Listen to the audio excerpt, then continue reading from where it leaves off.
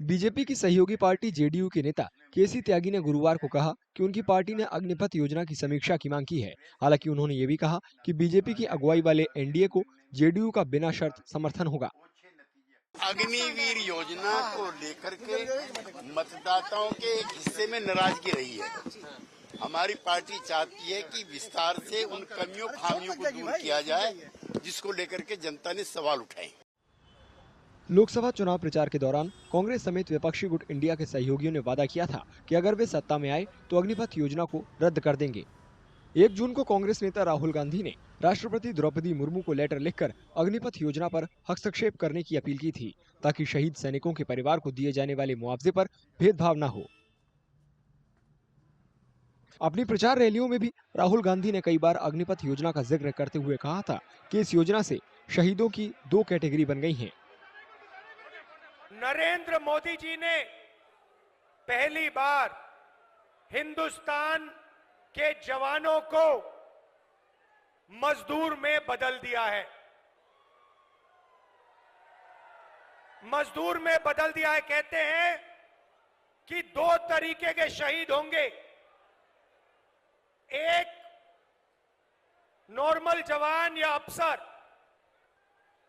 उसके परिवार को पेंशन मिलेगी, शहीद का दर्जा मिलेगा, सारी की सारी सुविधाएं मिलेंगी। और दूसरा, गरीब घर का बेटा जिसको अग्निवीर नाम दिया है, इस अग्निवीर को ना शहीद का दर्जा मिलेगा, ना पेंशन मिलेगी, ना कोई सुविधा मिलेगी, ना कैंटीन मिलेगी। गुरुवार को समाजवादी पार्टी के अध्यक्ष अखिलेश यादव ने अग्निपथ योजना को खत्म करने की मांग को दोहराते हुए कहा कि सरकार को ये स्वीकार करना चाहिए कि इस योजना को लागू करना बड़ी गलती थी। मैं समझता हूं अग्निवीर व्यवस्था तुरंत खत्म होनी चाहिए। सरकार को स्वीकार करना चाहिए कि उनकी गलती है कि उन्हें अग्निवीर जैसी व्यवस्था नहीं लानी चाहिए। और न केवल अग्निवीर व्यवस्था खत्म होनी चाहिए, बल्कि बहुत से नौजवान जिनको रोजगार नहीं मिल पाया, फौज में जाना चाहते थे, उन्हें उम्र की छूट भी देनी चाहिए। आम आदमी पार्टी के राज्यसभा सांसद संजय सिंह और हरियाणा के रोहतक लोकसभा सीट से जीते कांग्रेस के उम्मीदवार दीपेंद्र सिंह हुड्डा ने भी अग्निपथ योजना को बंद करने की मांग का समर्थन किया है।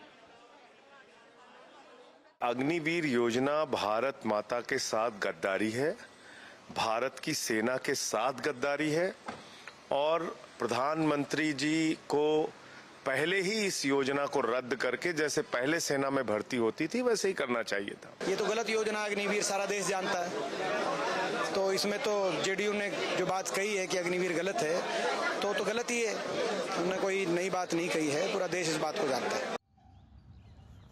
मोदी सरकार ने जून 2022 में तीनों सेवाओं में जवानों की उम्र कम करने के मकसद से अग्निपथ योजना के जरिए अग्निवीरों की भर्ती को मंजूरी दी थी। अग्निपथ योजना में 17.5 साल से 21 साल तक की उम्र के युवाओं को 4 साल के लिए भर्ती करने का नियम है। साथ ही कुल भर्ती अग्निवीरों में से 25% 15 साल के लिए रखे जाएंगे।